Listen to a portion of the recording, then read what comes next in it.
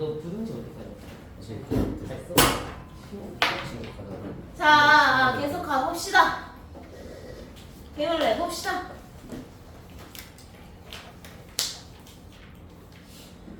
자, 밑에 보면 시나리오의 특성도 좀 나와 있는데요. 자, 보시면 뭐 다 아는 내용이지만 카메라의 움직임으로 장면의 전환이 자유롭다는 거 하나 밑줄 그어주세요. 그러니까 예를 들면 소설 같은 경우에는 장면들을 전환하려고 해도 꼭 어떤 멘트들이 필요하잖아. 그런데 카메라 같은 경우에는 그냥 편집 기술이 있잖아. 그치? 그래서 이렇게 갖다가 이렇게 찍었다 하더라도 요 사이를 편집하면은 이렇게 딱딱 나눠줄 수 있겠죠. 그래서 장면 전환이 좀 자유롭다는 거 체크했고요. 자, 앞부분 줄거리를 좀 읽어볼게요. 1943년입니다. 일본에서 독립운동을 한 혐의로 체포되어 조사를 받고요. 특고 경찰은 동주에게 몽규와의 관계를 물으며 죄를 추궁하고요. 동주는 형무소에 갇혀 자신의 지난 시절을 밑줄 회상합니다. 동주와 몽규는 만주 명동촌에서 태어나고 자란 동갑내기 사촌지간인데요. 동주는 정지용과 백석의 시를 읽으며 시인을 꿈꾸고 몽규는 신춘문예의 꽁트가 당선돼서 마을 어른들의 자랑이 됐어요. 이념과 정치에 관심이 많은 몽규는 중국에 있는 독립운동 단체를 찾아가거든요. 근데 일본 경찰의 감시 대상이 되어서 돌아옵니다. 고향으로. 자, 동주는 몽규에게 영희 전문학교로 진학할 것을 제안했고 함께 경성으로 유학을 떠나는데요. 몽규는 동주, 처중, 여진과 뜻을 모아서 우리 민족의 밑줄 문학과 정신을 담은 문예지를 만들려고 합니다.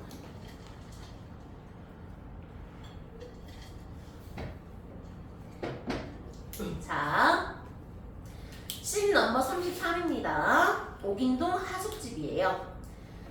하숙방 창 위로 별이 반짝입니다. 밤하늘에서 하숙집 지붕 창문으로 점점 화면이 내려오며 팬다운. 얘들아, 이런 게 무슨 용어야? 시나리오 용어, 촬영 용어라고 불러요. 자, 늦은 밤까지 불을 밝히고 원고들을 교정하는 처중, 동주, 여진, 몽규. 자, 시간적 배경을 알 수 있는 배경을 먼저 제시했고 장면을 시작합니다. 자, 처중이가 시는 동주과 말고는 실을 만한 게 없다. 네, 몽규는 자기 생각을 펼치기에는 산문이 좋지. 시는 가급적 빼자고. 인민을 나약한 감상주의자로 만드는 건 문학이 아니야. 라는 뜻을 얘기합니다. 사회성이 엄청. 옆에 지금 시 쓰는 동주 있는데. 자, 그러면서 늦었지? 하면서 집으로 들어가라는 얘기를 하고요. 아니, 좀 더 보고 볼만한 게 있어? 이건 필력이 있긴 한데 이광수 선생 작품 같다 라고 얘기합니다. 원고를 던지며 아직도 이광수 흉내를 내는 글을 쓰니 이광수, 최남성 같은 변절자들은 다 던져버려! 라고 얘기합니다. 자, 몽규가 이광수랑 최남선을 변절자로 생각하는 이유는요. 그들이 일제강점기에 친일적 행보를 보였기 때문입니다. 자, 추가 정보 달아놨는데요. 보시면 일단 이광수는요. 소설 문학의 새로운 역사를 개척했어요. 그리고 작품을 통해 전 근대적인 도덕과 윤리를 비판하고 근대적 가치관과 세계관을 역설하며 당대 청소년과 문인들의 우상이었는데요. 일제 말기에는 친일파로 돌아서서 민족을 배반하는 일을 서슴지 않았습니다.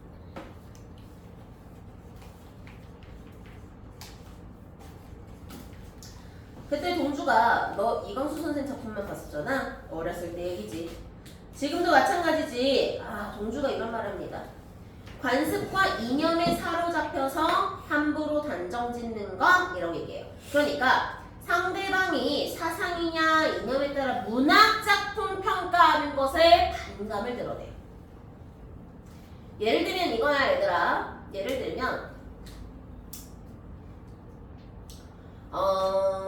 이제 그 배우가 연기를 하는 건 일종의 창작이잖아. 그치? 배우가 연기를 하는 건 창작인데 예를 들면 유아인 가지고 와보자. 유아인. 자, 유아인이 연기를 잘하는 걸로 평가받잖아요. 그쵸? 근데 유아인의 연기가 아니라 유아인의 사생활로 유아인을 평가하는 건 어때? 좋아, 긍정이야, 부정이야? 부정적이죠. 왜냐면 드셨잖아요. 이렇게 좀 하셨잖아요. 그쵸? 그러니까 다시 말하면 이 사람의 연기로만 판단을 하고 싶어가 동주의 입장. 그리고 이 사람의 사상적인 부분까지도 함께 봐야 돼가 몽규 입장인 거야. 무슨 말인지 알겠어? 그러니까 관습과 이념에 사로잡혀서 함부로 단정짓지 마라고 얘기를 하는 거고요. 몽규에 대한 동주의 평가인데요. 몽규는 이념을 중시하는 인물이라는 걸 알 수 있어요.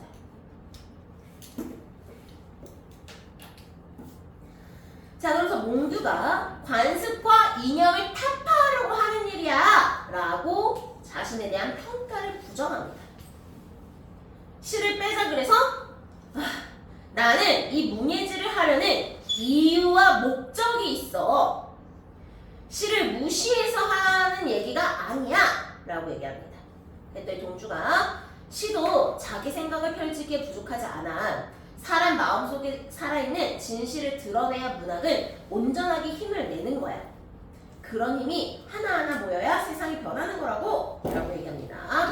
자, 그러니까 동주의 생각을 좀 살펴보자면 시는 세상에 관한 진실을 드러내도록 노력해야 돼. 이걸 통해 세상을 바꿀 수 있어 라고 얘기를 하는 관점이고요. 그리고 시가 왜 나약한 감상주의자라고 몽규가 얘기했잖아. 그치? 그거에 대한 반박을 얘기하는 거죠. 그런 힘이 어떻게 보이는데? 세상을 변화시킬 용기가 없어서 문학으로 숨는 것밖에 더 돼? 문학을 도구로밖에 보지 않는 사람들 눈에 그렇게 보이는 거지. 비판이죠, 비판. 문학을 이용해서 예술을 팔아서 어떻게 세상을 변화시켰는데 누가 그렇게 변화시킨 적이 있는데 민족주의니 애국주의니 공산주의니 이념을 위해 모든 가치를 팔아먹는 게 관습을 타파하는 일이야? 그거야말로 시대의 조류에 몸을 숨기는 썩어 빠진 관습이지 라고 얘기합니다. 그러니까 상대방이 불일치한 언행을 하고 있다고 지적하고 있어요. 그래서 처중이가 그래 둘 다 맞아. 진정 좀 해. 다 맞는데 일단 시들은 좋은 게 정말 안 들어와서 그래. 몽규가 늦었으니까 가봐. 그래 이제 가봐야겠어. 동주한테 같이 가줄래? 라고 플러팅을 하죠. 근데 동주가 눈치 없는 새끼가 내가 왜? 근데 몽규가 바람도 쐬고 와. 하루 종일 안 나왔잖아. 동주한테 궁금한 것도 있어서 그래. 이렇게 얘기합니다. 자, 골목길 신 넘버 34 골목길 밤 회상 장면입니다. 자, 프레이밍은 이렇게 인물 밖에 있었던 그 화면 밖에 있었던 인물을 이렇게 잡는 거예요. 이렇게 잡는 거.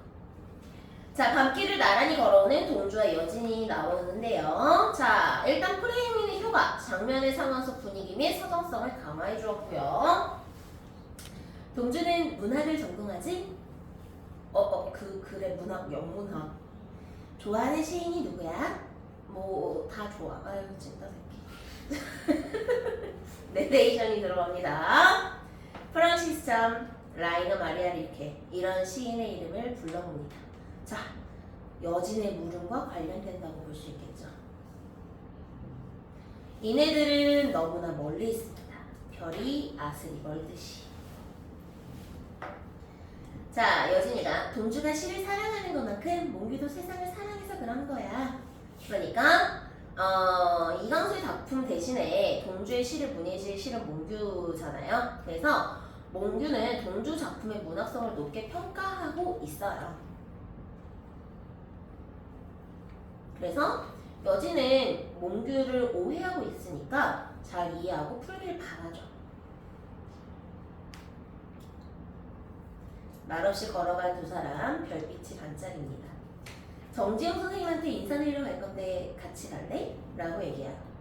난 아직 등단 작가도 아니고 정지영 선생님은 문인들하고도 연락을 끊었다고들 하던데 학생들을 만나주셔. 아 그래? 라고 얘기하고요. 또 내레이션. 별 하나의 추억과 동주의 과거죠. 별 하나의 사랑과 여진. 별 하나의 쓸쓸함과 별 하나의 동경과 정지용 선생과도 관련이 되고요. 별 하나의 시와. 자, 지금 선생님이 빨간색 음영으로 동그라미 친 것들 별을 보며 떠올리는 것들인데요. 화자가 추구하는 가치를 볼 수 있어요.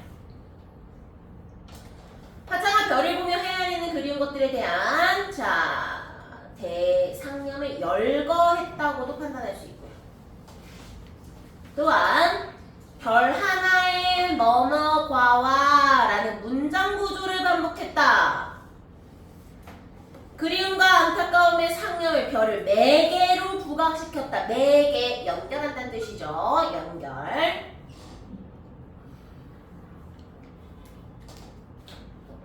잘했고요. 동주가 쓴 다른 시도 봤어. 어떻게? 몽규가 보여줬어. 아직 남한테 보여줄 시들이 아닌데 난 좋았어. 너무 부끄러워서 태워버리려고 한 건데 몽규 그 자식이 멋대로 가져가서 문예지에 넣겠다고. 진짜 그럴 시들이 아닌데 왜 그렇게까지 부끄러워해? 다른 작품들처럼 좋던데. 그런데 좋았는데 읽고 나서 왠지 좀 쓸쓸해졌어. 밑줄. 왜 그럴까? 자, 동주가 찐따가 정색을 하고 몽규한테 가봐야겠어. 다 왔네. 기숙사 앞이잖아. 아 그래 다 왔네. 나갈게. 아 너무 싫어. 자 이럴 때 어떻게 해야 돼요 여러분? 이럴 때 둘이서 지금 밤하늘에 별이 막 반짝반짝반짝반짝 거리는 그런 이제 시골 흙길을 둘이서 이렇게 걸으면서 서로 플러팅은 너무 엄청나게 주고받은 이 상황에서 기숙사 앞에서 뭐 해야 돼? 뭘 해야 되겠어 얘들아. 너네 이러면 연애 못해. 이럴 때는 뽀가를 해야 되는 거야. 그치? 영환아 해봤어 뽀갈? 오케이 여기까지. 얘들아 너네 이거 해도 대답을 못하면 연애 못하는 거야. 이럴 때 뽀가를 해야 되는 거야. 아니면 손이라도 잡든가. 그치? 이렇게 가면 돼 안 돼? 안 되는 거야. 아 이렇게 연애 강의도 해준다 내가. 자 그러면서 뒤돌아 급하게 가는 동주를 또 있으니까 동주야 하면서 또 불러요. 아 이럴 때 가야지. 에휴 멍청한 놈. 정지용 선생님 뵙고 싶지? 멋쩍게 웃는데요. 긍정한 거죠. 같이 가자.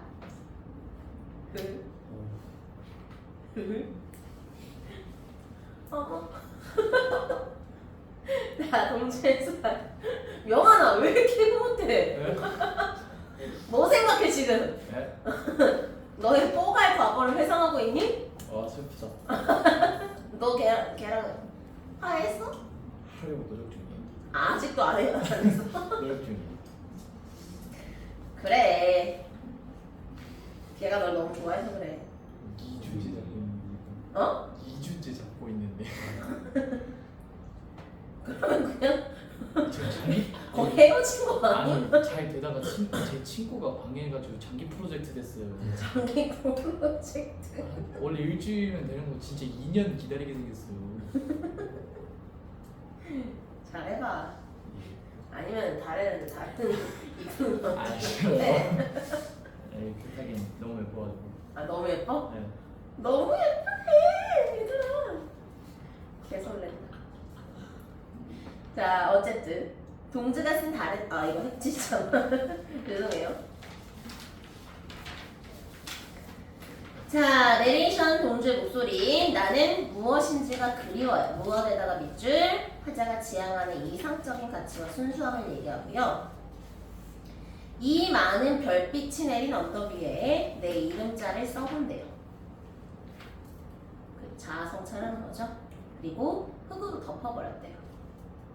시대현실에 대응하지 못하는 자아에 대한 부끄러움이 있는데요. 조금 부연 설명을 해보자면 윤동주 시인이 부끄러움의 시인이라는 별명이 있거든요. 그래서 굉장히 여러 자아성찰을 모습을 보여주고 그리고 부끄러워하고 굉장히 좀 창피해하는 그런 이제 정서들이 굉장히 많이 나오는데 그 정서가 어디에서 이제 뭐 때문에 그럴까를 이제 보여주는 시가 쉽게 쓰여진 시라는 작품이 있어. 쉽게 쓰여진 시라는 작품에 보면은 시인이라는 그러니까 시를 써야 되는 운명을 타고난 거야 나는. 그래서 남들은 적극적으로 저항, 예를 들어 송봉규 같은 스타일, 적극적으로 일본에 저항하고 이제 거세게 이제 맞붙고 막 그러는 친구들의 얘기들을 쭉 얘기하면서 근데 나는 집에서 보내준 학비 봉투를 받아서 그냥 대학을 다니고 시를 쓴다. 시가 이렇게 쉽게 쓰여지는 건 절대 쉬운 건 아니겠죠. 근데 자신은 왜 이렇게 적극적으로 저항하지 못하고 시만 쓰고 있을까? 뭐 이런 작품이 있어요. 그래서 그 마음이 여기에 드러나는 거예요. 내가 적극적으로 대항하지 못하는, 적극적으로 저항하지 못하는 이 현실에 대한 부끄러움인 거죠. 그래서 자신의 이름자를 흙으로 덮어버리는 행위를 묘사했는데요. 현실 속에서 무기력한 자신에 대한 부끄러움을 드러낸다고 볼 수 있겠죠. 무기력한 자신의 모습.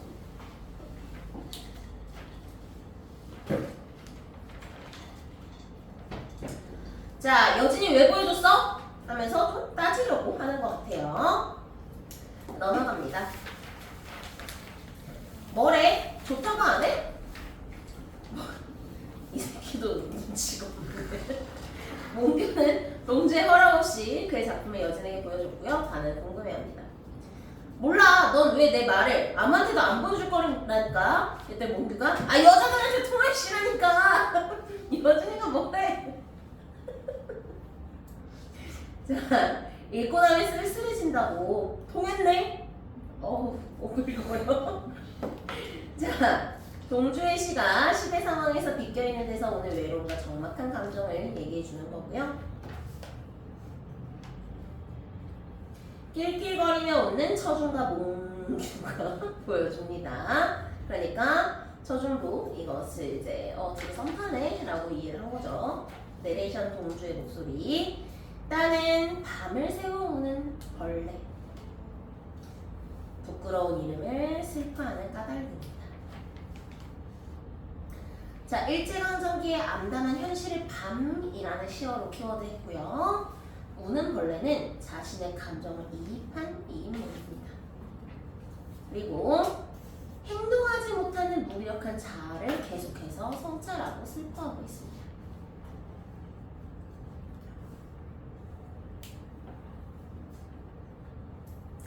자, 그래서 동주가 시대에 대한 자신이 느낀 내면을 고백적으로 말하고 있고요. 그것 때문에 여진은 동주의 시의 쓸쓸함을 느꼈을 거다라고 출제될 수 있고요. 서류시록은 아까 봤으니까. 자, 그러면서 자, 신넘버 36 독방입니다. 밤이에요. 자, 여전히 달빛을 보는 동주. 그러나 겨울이 지나고 나의 별에도 봄이 오면 미래에 대한 희망을 얘기하고 무덤, 죽음, 절망에 파란 잔디가 새로운 생명이 탄생된 거고 내 이름자 묻힌 언덕 위에도 내 이름자가 묻힌 언덕. 그러니까 이거는 자기가 죽은 후에 자랑처럼 풀이 무성할 게다 라고 되어 있어요. 부활과 재생의 이미지를 보여주고 있고요. 자, 현재 지금 자신이 처한 현실이 긍정이에요? 부정이에요? 부정이죠. 독방이잖아요. 이 독방에서 이제 혼자 창문을 보면서 이렇게 읊고 있는 거죠. 자, 그 다음에 하나 더. 과거에 읊던 시의 뒷부분을 독방에 갇혀 읊는 동주의 현재 모습을 통해 내면의식이 제시가 되고요. 또 밑줄. 과거에 읊던 시를 이어서 읊는 연출을 통해 동주가 여진과의 추억을 회상하고 있다. 그러면 과거에는 여진이랑 그렇게 넌 신우처럼 썸 타고 난리가 났었잖아. 그거를 회상한다는 건 현재 자신의 처지가 더 강조되겠죠. 현재 상황이 비극적이라는 걸 드러낼 수 있어요. 그러니까 예를 들면 이거야. 내가 만약에 이제 내가 회상하면서 걔는 잘했을까? 하면서 걔랑 같이 대학교 캠퍼스에서 불량을 마시며 밤 캠퍼스를 거닐던 벚꽃은 피어있었고 벚꽃 밑 벤치에 앉아서 불량을 마셨지. 그리고 손을 잡았지. 걔는 잘 있을까? 를 얘기하면 현재 걔와 함께하지 못하는 나의 고독함이 더 부각될 수 있잖아요. 그쵸? 잘 있나? 결혼했던데. 너네는 적어도 전 여친 전 남친이 결혼을 하진 않잖아. 신 넘버 38 취조실. 형무소에 갇힌 동주의 상황이 현재 시점으로 서술되는 부분입니다. 속기사들이 일본어 번역이 끝난 동주의 원고를 정리하고요. 마지막 시를 일본어로 쓰고 특보에게 넘기는 동주를 보입니다. 특보가 여러 장의 서류 뭉치를 동주 앞에 내미는데요. 서류를 살펴보니까 교토의 조선인 유학생을 규합해 유사시 무장 공기를 획책. 동주가 실제 한 행동이야, 안 한 행동이야? 안 한 행동이야. 그런 적혀있는 문서예요. 자, 그리고 이거에 대해서 부정할 거고요. 모두를 감쌀 거예요. 그래서 특보가 송명구와 함께 꾸민 일이잖아. 사인해! 비밀리에 조선어 교육활동과 징집령을 이용해 황군의 주요 거점 시설로 침투. 자신의 계획이 아니잖아요. 그러니까 억울하겠죠. 송명규야, 너가 계획했던 일 아니야? 말도 안 되는 얘기입니다. 듣고 너의 사상적 바탕이 여기 다 있잖아. 너는 그저 송명규의 리더십을 추종하는 문학 청년일 뿐이란 건가? 라고 얘기해요. 그러니까 동주의 시를 일제히 저항하는 사상 증거로 몰아가고 있는 상황입니다.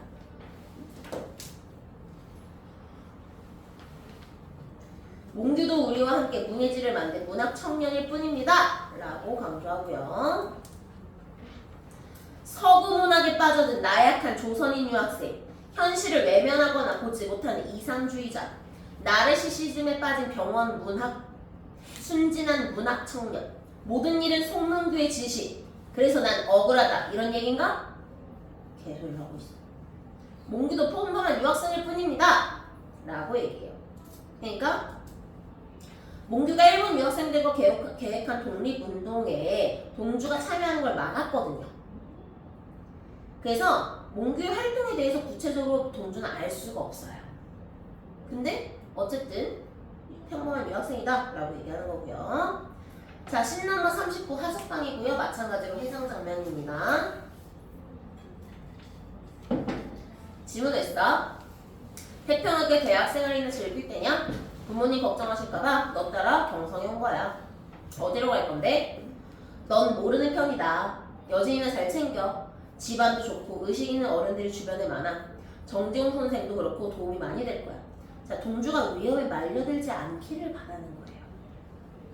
근데 동주 입장에선 넌 왜 항상 이런 식이야? 라고 물어봐요. 임시정부 사령부가 중경으로 갔다던데 거기까지 가려고? 뭐 이렇게 얘기를 해요. 자, 잠깐 동주를 흑백 영화로 촬영한 까닭. 안 나오는 선생님 여기서 삭발쇼한다. 삭발쇼. 흑백의 단출한 색으로 인물의 표정에 집중하게 하죠. 그러니까 다시 말하면 얘들아, 인물이 이제 색감이 있게 나오면 뭐 여러 가지 시선을 빼앗는 것들 있잖아. 입술색이라거나 눈동자의 색깔이라거나 이런 여러 가지 것들의 시선을 빼앗는데 흑백으로 표현하면 그냥 인물의 얼굴 그 자체에만 시선을 집중하게 하잖아요. 그래서 관객과 인물이 가까이에서 대화하는 듯한 느낌을 만들어요. 그리고 심지어 게다가 클로즈업도 되게 많았잖아. 우리 영상 아까 잠깐 보고 왔지만 가까이서 잡는 장면들이 되게 많았단 말이야. 인물의 얼굴을 클로즈업한 영상에서 인물의 미세한 표정과 심리 변화를 표현해요. 선악 대립 구도를 선명하게 드러내기도 하고요. 자, 흑백 영상은 동주와 몽규의 관계성, 심리 상태, 그리고 동주의 시에 집중하게 만드는 효과도 있습니다. 왜냐하면 사실 솔직하게 말하면 흑백으로 되어 있는 영상보다 색깔로 되어 있는 영상이 더 재미는 있겠지.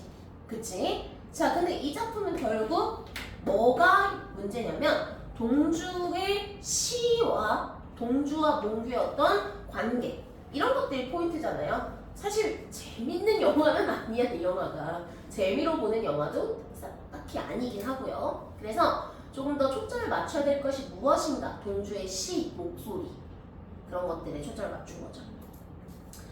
임시정부 사령부가 중경으로 갔다던데 거기까지 가려고? 너는 왜 나랑 같이 가자는 말 안 해? 넌 여기 있어야지. 자, 그러니까 사촌지간으로서 동주는 위험한 일에 말리지 않았으면 하는 몽규의 마음이 있는데요. 자, 솔직히 말하면 동주 입장에서 어떻겠어요? 서운하겠죠. 섭섭함이 담겨 있습니다.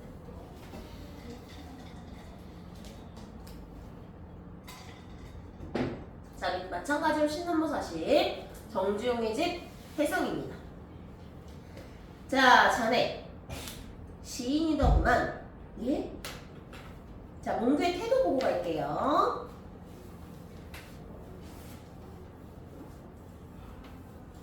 자, 일단 몽규가 가진 평소 태도나 신념에서 벗어나지 않은 선택이고 동주가 몽규의 행방에 대해 추측하게 만드는 말을 했다는 거 체크하시고요.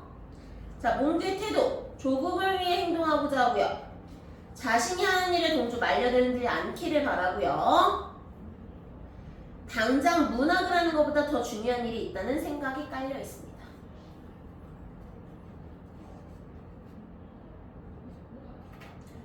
자, 그 다음에 또 넘어가서 12페이지죠. 읽어봤더니 시인이야. 근데 시는 그만 써. 지금이 시나 쓸 시대인가? 지금은 아니야. 일본이 미쳐 돌아가고 있어. 창씨개명이라니. 일본 이름으로 일본시를 써야 되는 세상이야. 연전 다닌다고? 네. 윤치호가 교장으로 간다더라. 이제 일본인 교장으로 바뀌는 것도 시간 문제야. 그러니까 윤치호가 신일의 행적을 보이는 인물이니까 예상되는 일이 이제 완벽한 일본 학교가 되는 거겠죠. 연전에서도 조선어 교육을 못할 텐데 이제 어떻게 하냐고. 사실 저도 고민을 하고 있습니다. 계속 조선 땅에 남아있어야 할지 아니면 임시정부로 갈 텐가? 차라리 일본으로 가. 동주에게 지식인이자 시인으로서 성장할 수 있는 방안을 얘기하는 거죠. 그러니까 한마디로 동주는 어쨌든 시를 쓰고 싶은 인물이잖아. 근데 조선 땅에 남아있어봤자 한글로 시를 쓸 수 없잖아요. 그러니까 조금 더 많은 것들을 익히고 배울 수 있는 곳으로 가라고 정지용이 조언하는 거죠. 일본에도 좋은 선생 많이 있어. 나도 교토에서 좋은 보낸 시절 좋았어. 그런데 창씨개명을 하면서까지 유학을 가야 할지 모르겠습니다. 그렇게까지 해서 유학을 간다는 게 부끄러워요. 그래서 정지용이 이렇게 얘기합니다. 부끄럽지? 부끄러운 일이야. 침묵하고 있는 나도 부끄럽고 술에 취한 나도 부끄럽고 일본으로 유학 가라고 권하는 나도 부끄럽네. 부끄럽지 않게 사는 게 얼마나 어려운 일이겠나. 아, 너무 중요한 문장이죠? 부끄러움을 아는 건 부끄러워할 일이 아니야. 부끄러움을 외면하는 게 부끄러운 일이지 라고 얘기하는 거죠. 그러니까 친일 성향의 지식인들이 부끄러워해야 할 사람들인데 걔네들은 부끄러워하지 않는다고 비판하고 있습니다. 자, 부끄러움이라는 어휘를 반복하고 있고요. 자, 정지용의 태도를 좀 살펴보겠습니다. 연전의 미래 상황에 대해 비관하고 있고요. 시대적 상황 때문에 시를 쓰지 말라고 조언하고요. 동주의 시는 긍정, 긍정적 평가를 내리고요. 암울한 시대에서 침묵하고 있는 자신의 태도에 부끄러움을 느끼고 있습니다.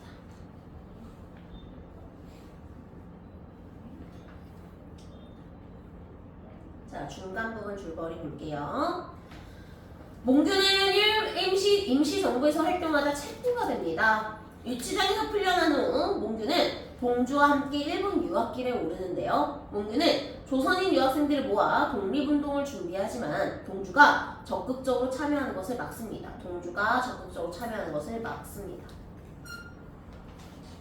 몽규는 비밀 회합 장소가 발각되어 일본 경찰에게 또 체포되고요. 영어로 번역한 시집을 발간하려던 동주는 고향으로 돌아가는 배를 타러 가기 직전에 원고를 전달하다가 일본 경찰에 체포돼요.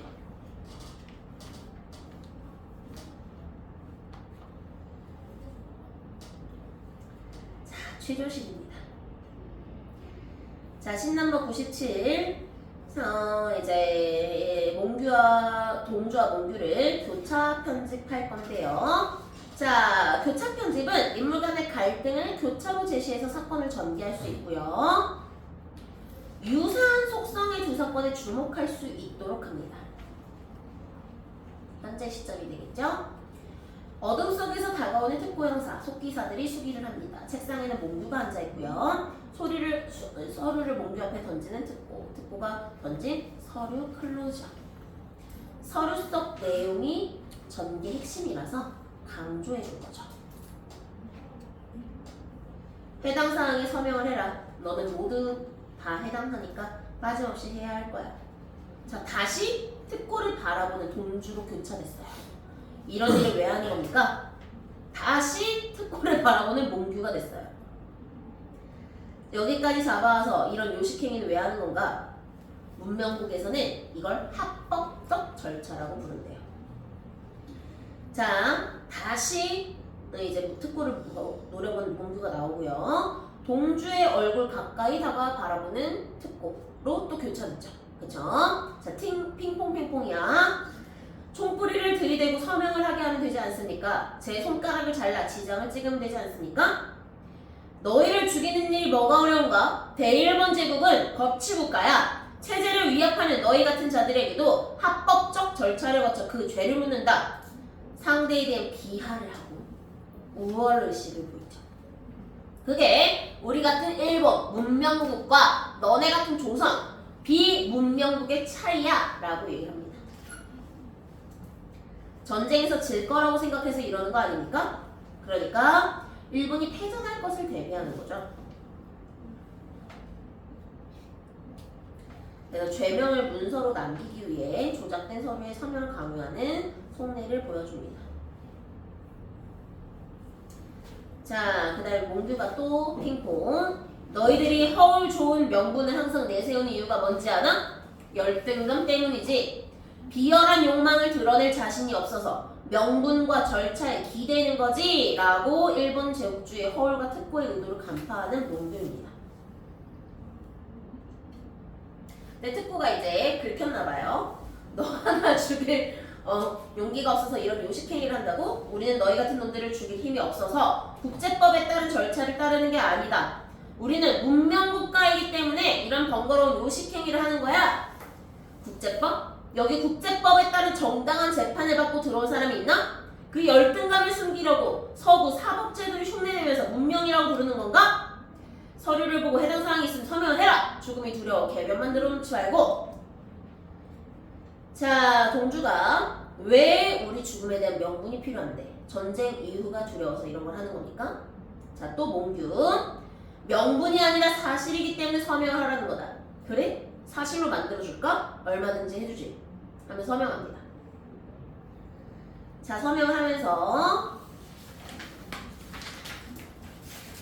자신이 실제로 하고 싶었고 해야 했으나 그렇지 못한 부끄러움의 문장들을 얘기합니다. 제일 조선인 유학생들을 규합하여 사상 교육을 시키고 내가 제대로 못 시켜서 부끄럽다. 내가 제대로 했어야 되는데. 비밀리에 조선 문학과 서적을 유통시키며 아 내가 정말 이렇게 못해서 한스럽다. 징집령을 이용하여 한군 내 조선인 반군 조직을 결성하고 활용할 군사적 계획을 지시했으며 아 이게 이렇게 됐으면 얼마나 좋았겠냐. 내가 정말 그렇게 못해서 너무 부끄러워서 서명을 한대요. 너무 부끄러워서 제대로 실행하지 못했던 부끄러움이죠.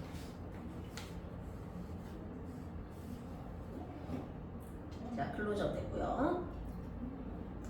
몽규도 서명을 너는 왜 못해? 빨리 서명해! 저는 서명하지 않겠습니다.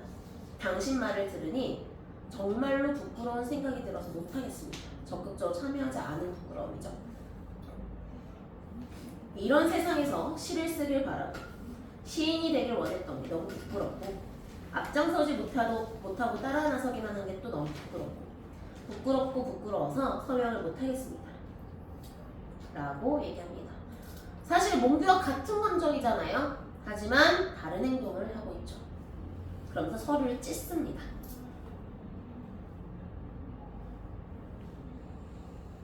자, 계속 신넘버 100 면회실입니다. 도대체 얼굴이 이게 뭐냐? 어떻게 된 거야?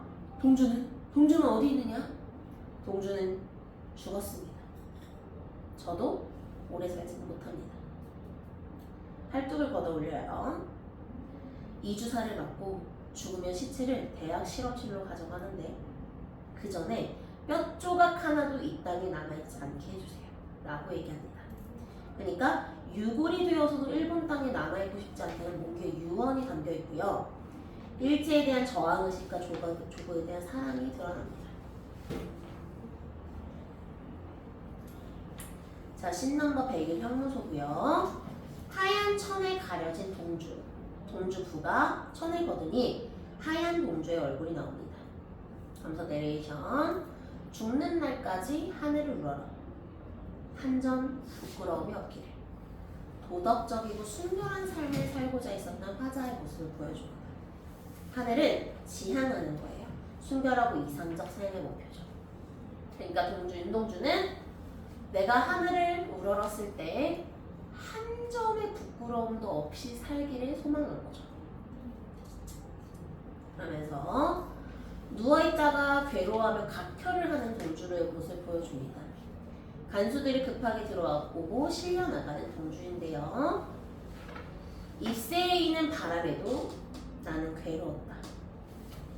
별을 노래하는 마음으로 모든 죽어가는 것을 사랑해야지.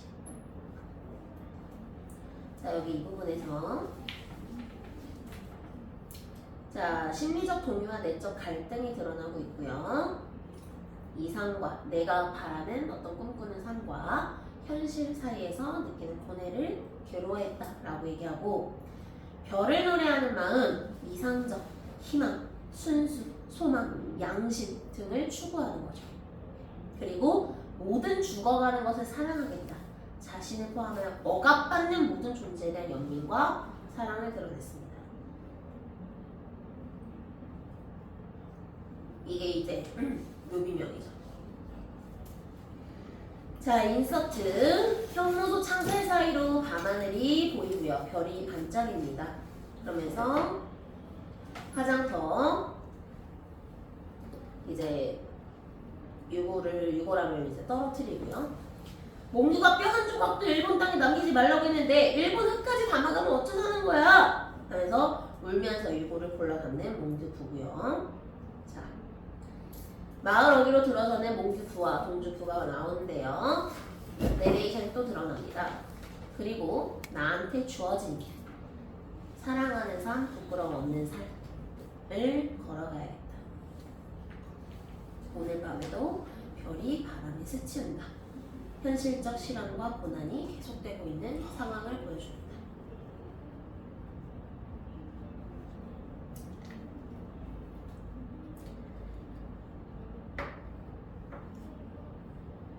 끝입니다. 한번 복습하세요. 자, 내용 정리 한번 합니다. 5번 드릴게요.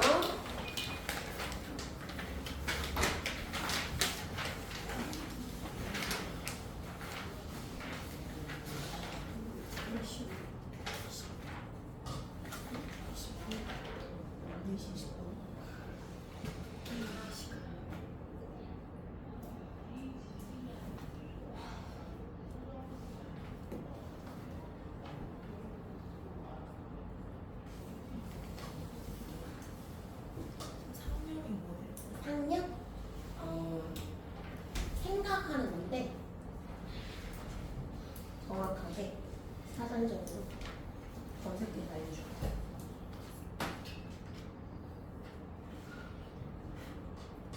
마음속에 품은 여러 생각들.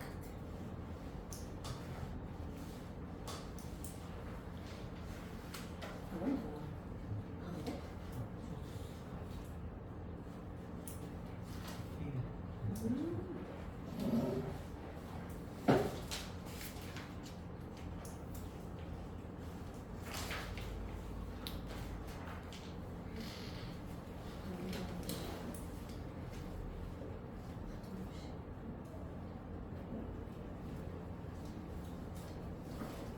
순열. 어? 나 순열 진짜 좋아했는데. 나 순열 너무 좋아했어. 행렬도 좋아했어. 이거 뭐야? 아, 이거 여기다 쓴 거야? 선생님 행렬 배우셨어요? 네. 저 수학 제일 잘했어요.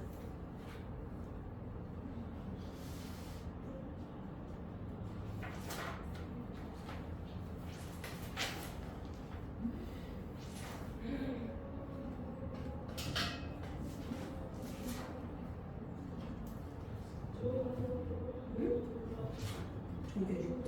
우와, 이거는? 이건 몇 등이야?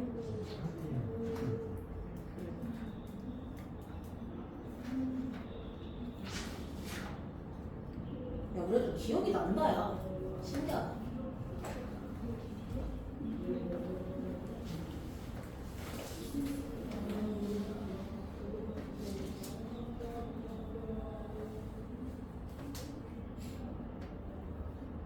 방정식 별로 안 좋아했어. 근데 별로 안 좋아했어. 너무 기계적인 느낌이라.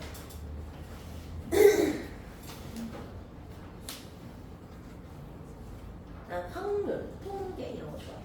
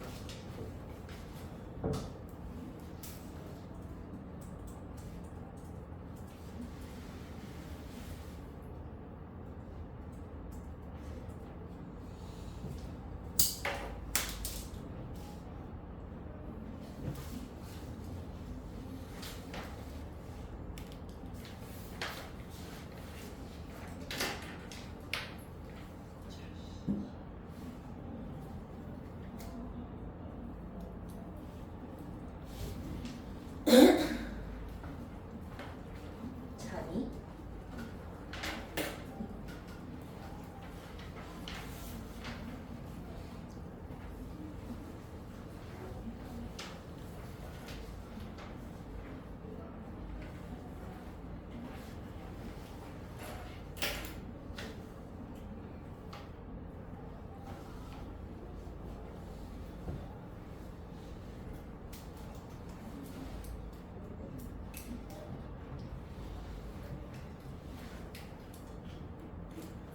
영하나 자니?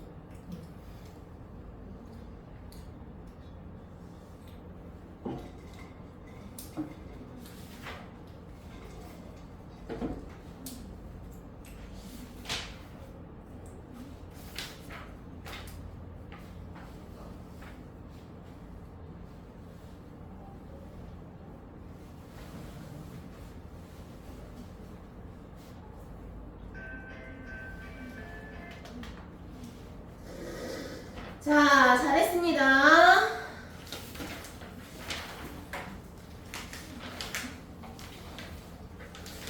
자, 시간하고 공간의 이동에 따라 정리를 해보자 라고 되어 있는데요.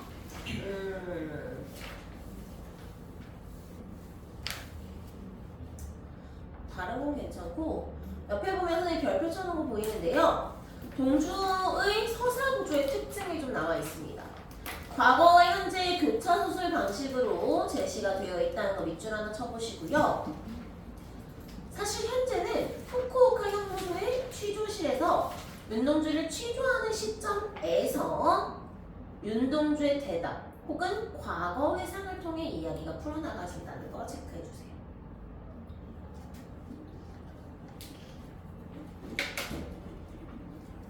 자, 그 다음에 뒤로 넘어가서 자, 동주에서 이제 씬 넘버 33에 동주와 몽규의 갈등이 나오는데요.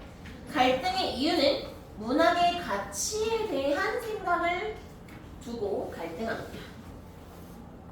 자, 몽규는요, 자신의 생각을 펼쳐서 다른 사람들의 행동을 바꿀 수 있도록 촉구하는 것이 진정한 문학이다. 동주는 인간 내면을 표현하고 더 깊은 차원의 소통을 이뤄내는 것이 진정한 문학이다 라고 생각을 하는데요. 자, 그래서 몽규가 시를 빼자고 한 이유는 시는 자기 얘기를 하는 거잖아. 자기 생각을 얘기하는 거란 말이야. 그러니까 다른 사람들의 행동을 촉구시키기 어렵다라고 판단하기 때문이에요. 자, 그 다음에 씬 넘버 97에서 몽규와 동주가 서로 다른 선택을 했어요. 몽규는 서명을 했고 동주는 서명을 하지 않았습니다. 둘은 똑같은 정서를 느낍니다. 부끄러움이라고 하는 정서를 똑같이 느끼지만, 자, 몽규가 서명을 한 까닭은 독립을 위한 무장투쟁을 계획을 했잖아, 얘는. 근데 그 진술서에 있는 내용대로 착착착착 독립운동을 실천을 못했어. 그치? 그게 부끄러워서 서명한 거야. 내가 이렇게 했으면 좋았을걸. 동주는 독립운동에 앞장서지 못했던 마음 때문에 서명하지 못했어요. 그쵸? 그래서 이런 차이점이 존재하고요.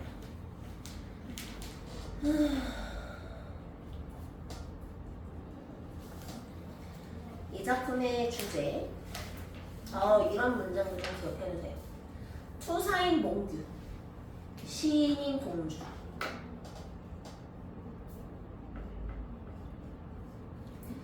일제강점화 시대의 청년의 열정적 삶과 독립운동을 위한 노력을 주제로 담고 있고요. 동주와 몽규의 우정을 다루고 있고 일제의 포갑에 맞서 신념을 지키기 위한 투쟁이었구나.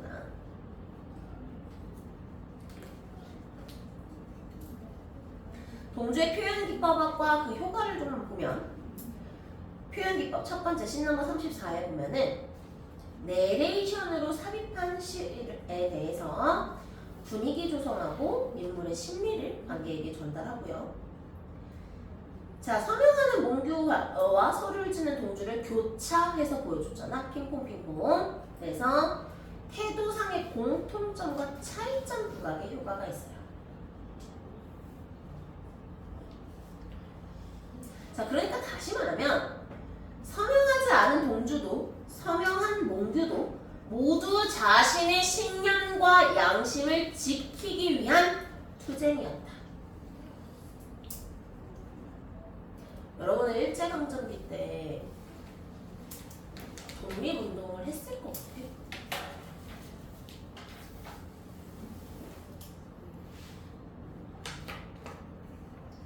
쉽지 않지, 그치? 게다가 이제 보통 이제 독립운동하면 가족을 협박하잖아요.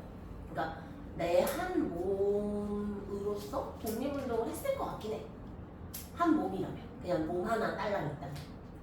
근데 예를 들면 내가 독립운동 하는데 일본 경찰이 우리 엄마, 아빠 데리고 와가지고 너 친일해, 안 하면 죽일 거야, 뭐 이런 식으로 협박을 한다고 해봐. 그러면 그 상황에서까지 지키는 게 쉽지는 않을 것 같아. 어쨌든 대단한 사람들이죠. 자, 그 다음에 넘어가서 자, 4번 파수꾼과 관련된 작품을 좀 보고 갈 건데요. 파수꾼은요, 밑줄 희곡입니다. 희곡은 얘들아 뭐를 전제로 하는 거라고 그랬지? 그렇죠, 연극이에요. 공연. 이 작품은요, 우화적이고 현실풍자적이고 교훈적이고 상징적 작품이고요. 배경은 망루라고 해가지고 이렇게 이제 망보는 그런 높은 탑 같은 거 있잖아. 그곳이 이제 배경이고, 제재는 권력의 위선과 이익대의 진실이에요. 이 작품도 참 재밌어.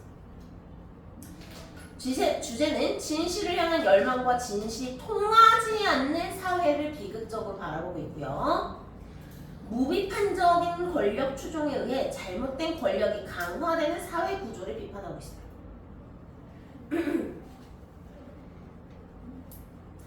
자, 상징적 소재와 인물을 등장시켰고요. 주제를 효과적으로 형상할 수 있고요. 우화적 기법. 우화가 뭐야, 얘들아?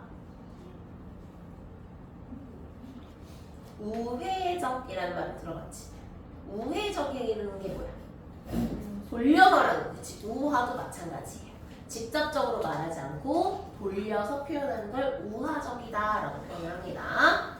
작가의 의도를 이면에 숨겼고요. 자, 이 작품은 하수꾼 제목과 관련해서 이 작품은 우화를 모티프로 한, 여러분들 이솝 우화 중에 아니다. 자, 우화를 모티프로 한 희곡으로 1970년대 정치를 풍자합니다. 이리떼라는 상징적 소재를 통해 권력의 위선, 허위를 폭로하고요. 진실을 향한 열망과 진실이 통하지 않는 사회의 비극을 보여주고 있어요. 자, 내용을 한번 읽어보겠습니다. 자, 파수꾼 가, 나, 다 세 명의 파수꾼이 이리떼의 습격을 미리 마을에 알리려고 망루를 지키고 있어요.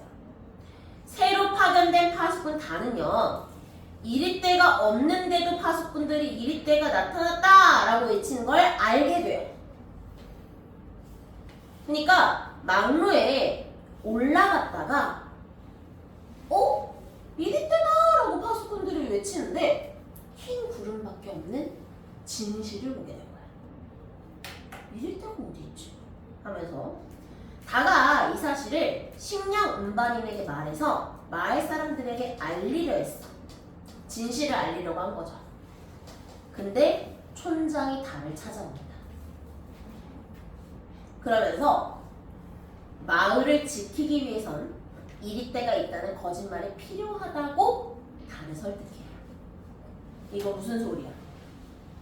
개소리죠. 그쵸? 권력의 본질이 허구에 기반하고 있음을 비판하고 있는 거예요. 자, 망루는요, 불안감을 조성해서 민중을 통제하기 위한 장치예요. 자, 근데 봐봐. 시나리오랑 다른 특징이 나온다. 나가 관객석 쪽으로 돌아서다가 흠칫 놀라면서 웬 사람들이 이렇게 몰려오죠? 라고 얘기해.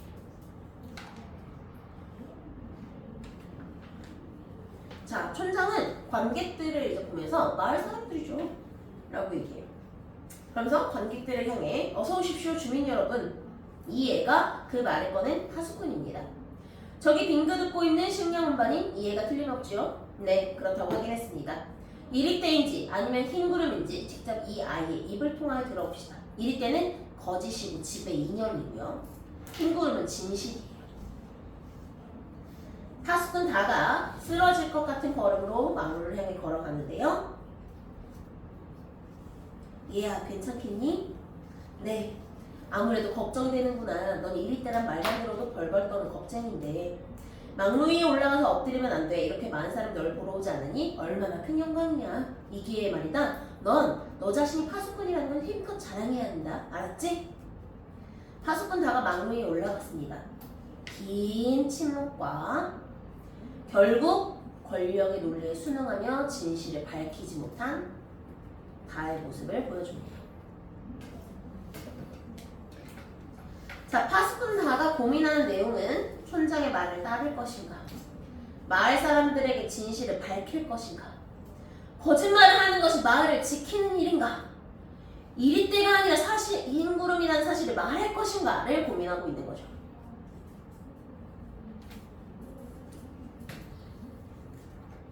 자, 어쨌든 파수꾼 다는 진실을 말했어, 못 말했어?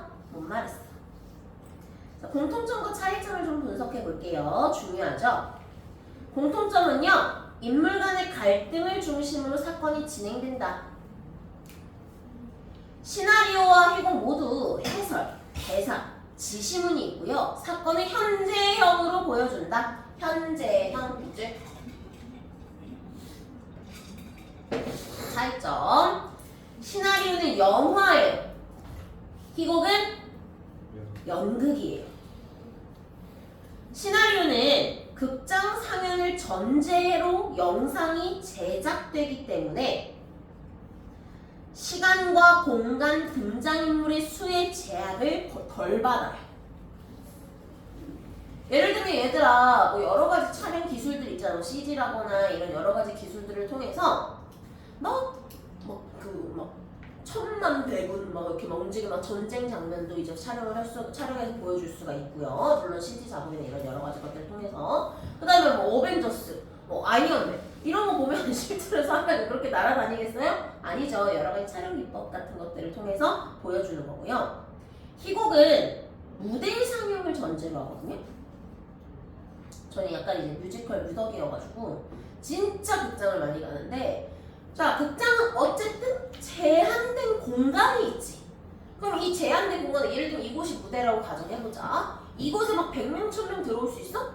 아니잖아. 그래서 시간도 공간도 등장인물의 수에도 제약을 받아요. 또한 희곡은요, 관객과 직접 소통하는 연극도 존재해요. 예를 들면 제가 이제 쉬어 매드니스라는 연극을 보러 간 적이 있었는데, 그게 어떤 연극이냐면 사람이 죽었어. 사람이 죽었는데 그 연극 무대 위에 용의자가 5명이야. 그래서 딱 이제 이 A, B, C, D 1번부터 5번까지 용의자들이 있는데, 이 용의자들의 이런 이제 뭐 이런 여러 가지 것들을 추리해서 관객들이 손을 들어요. 그리고 중간에 이제 그 인터미션이라고 중간 쉬는 시간에 거기 역할에 탐정 역할로 나오는 인물이 있거든요. 그 탐정한테 뭐 가가지고 뭐 질문도 할 수 있고, 한마디로 이제 우리가 직접 수사 그거가 되는 거야. 그래가지고 1번이 제일 많은 경우도 있고 2번이 제일 많은 경우도 있고 여러 가지 경우일 수가 있을 거잖아. 엔딩이 다 달라요. 무슨 말인지 알지? 그래서 N회차 관람을 필수로 해야 되는 그런 이제 연극이 있는데, 어쨌든 관객이 직접 소통하고 막 말도 걸고 막 그래요. 배우한테. 뭐 그런 것들도 있죠. 자, 오케이. 여기까지 교과서 정리하고요. 자, 빈칸은 시간 관계상 못할 것 같고 숙제를 해오시고요. 넘어가서 초성만 좀 채워봅시다.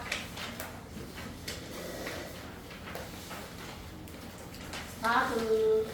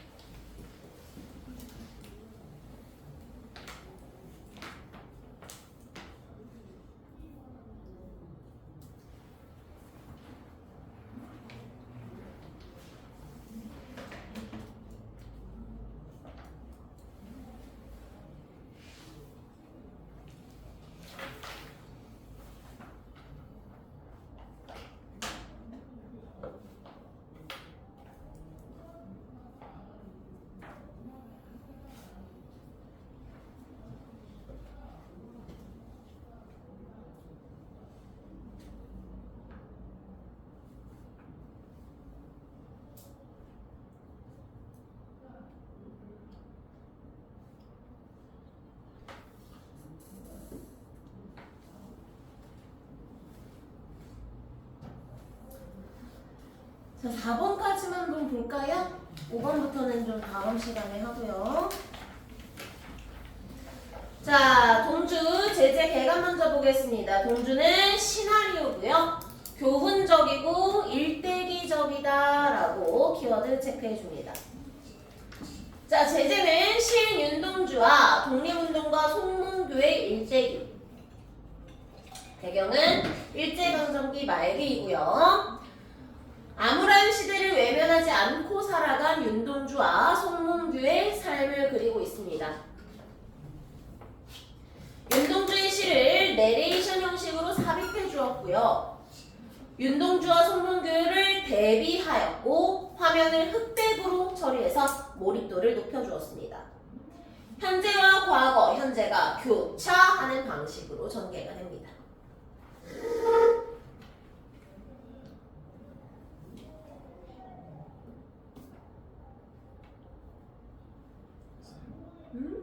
주제 일제감정기 옆에 뭐예요? 암울한.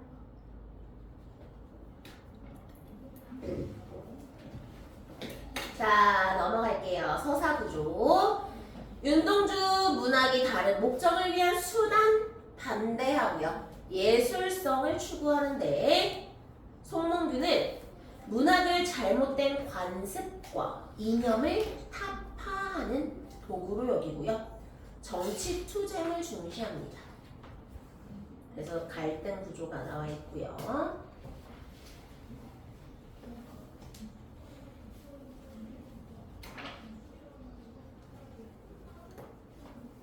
자, 그 다음에 3번.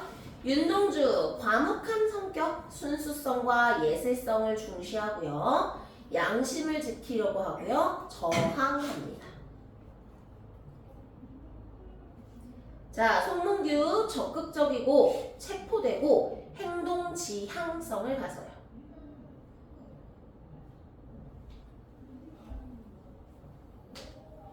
됐나요? 네. 그럼 여진은요, 문예지 발간에 참여했고요. 호감을 느낍니다. 서중이는 익살스러운 면을 가지고 있다. 정지용은 공주가 가장 존경하는 시인이고요. 일제강점기 시대에 변절자가 늘어나는 것을 개탄합니다.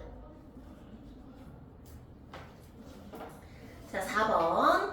동주를 흑백 영화로 촬영한 까닭은요, 표정에 집중하고 가까이에서 대화하는 듯한 느낌을 주고 싶고요. 클로즈업한 영상에서는 미세한 심리를 드러내고 선악 대립 구도를 선명하게 드러냅니다. 흑백 영상, 동주와 몽규의 관계성과 심리 상태, 그리고 동주의 시에 집중하게 만드는 효과가 있습니다. 됐나요? 네, 5번부터는 다음 시간에 다시 이어서 하고요. 자, 추가 과제장 나눠드릴게요. 몰라, 안 돼. 몰라, 안 되잖아.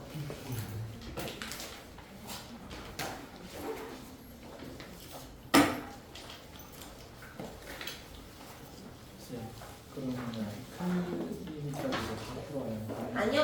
추가 과제장은 주말 수업까지.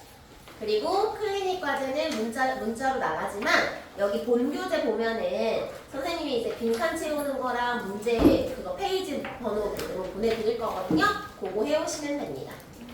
됐나요? 네, 오케이. 오늘 수업 여기까지 합니다.